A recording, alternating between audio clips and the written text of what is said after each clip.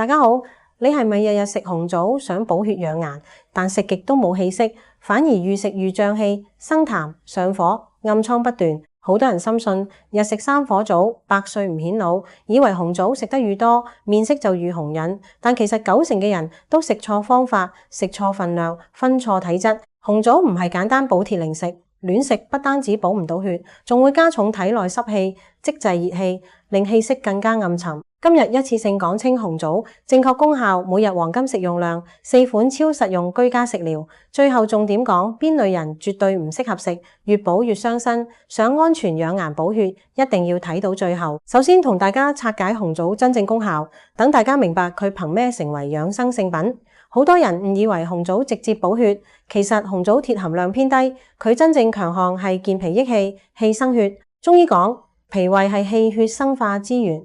脾胃虛弱、消化差，你食幾多補品都吸收唔到。紅棗味甘、性溫，專入脾胃經，可以溫和補益脾胃，提升氣機。氣足之後，自然可以化生血液，滋養面色，屬於由內調理嘅養顏食材。賣少少廣告啊！咁如果喺香港準備想裝修又唔想爛尾或者中伏咧，可以揾 EC House 噶。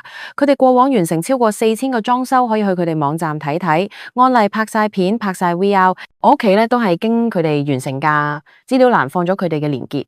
紅棗三大核心作用：第一，健脾和胃，改善脾胃虛弱引起嘅胃口差、飯後腹脹、容易疲倦、大便偏軟；第二，益氣養血，專對氣血不足導致嘅面色蠟黃、氣色差、頭暈乏力、手腳冰凍；第三，寧心安神，針對氣虛血少引起嘅心煩多夢、睡眠淺、容易驚醒，長期適量食用可以穩定心神，改善睡眠質素。好多人最關心紅棗每日食幾粒先最合適，唔會出事。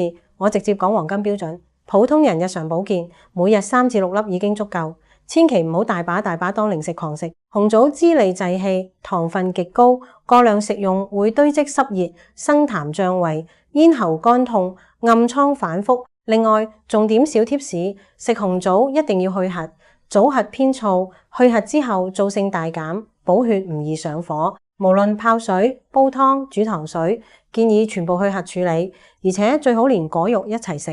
淨飲水吸收唔到完整營養。即刻同大家分享4款零難度、屋企隨時做到嘅紅棗食療，對症調理，補得舒服唔傷身。第一款薑棗驅寒養血茶，適合手腳冰凍、體質虛寒、經期不適、容易怕冷氣虛人群。材料準備紅棗5粒去核，生薑3片，清水煮15分鐘即可飲用。溫中散寒，益氣補血，專門改善虛寒體質帶嚟嘅手冷腳冷、氣色蒼白。秋冬飲用最合適。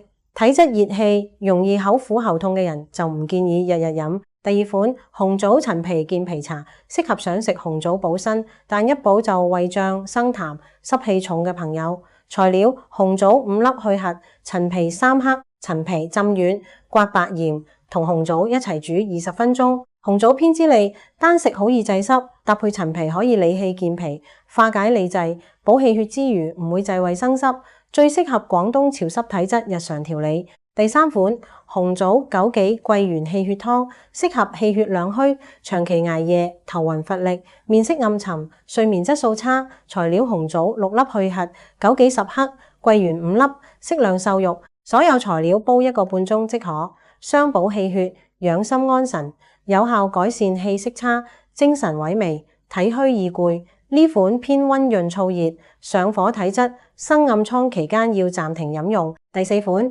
紅棗蓮子百合安神糖水，適合心煩氣躁、思慮過多、入睡困難、夜睡多夢。材料：紅棗4粒去核，蓮子15克，乾百合15克。所有材料浸洗乾淨，煲30分鐘，少量冰糖調味，健脾養心、潤燥安神，溫和不刺激。適合長期壓力大、睡眠質素差嘅人間中調理。最後重點講禁忌人群，呢幾類人千祈唔好亂食紅棗，愈食愈傷身。第一類，血糖偏高、糖尿病患者，間紅棗屬於高糖食材，升糖速度快，絕對唔可以隨意多食。想食必須控制每日2至3粒，同時減少主食份量。血糖不穩定者建議盡量避免。第二類，濕重痰濕體質，舌苔厚膩、口苦口黏、大便黏馬桶，身體菌重，容易生暗瘡出油。紅棗滋利生濕，只會加重體內濕滯，令身體越來越重，炎症反覆。第三類，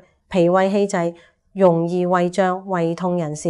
紅棗皮粗硬難消化，容易刺激胃黏膜、胃潰瘍、慢性胃炎。飯後長期脹氣嘅人，多食會加重胃部不適，食用必須去核煮軟，少量為主。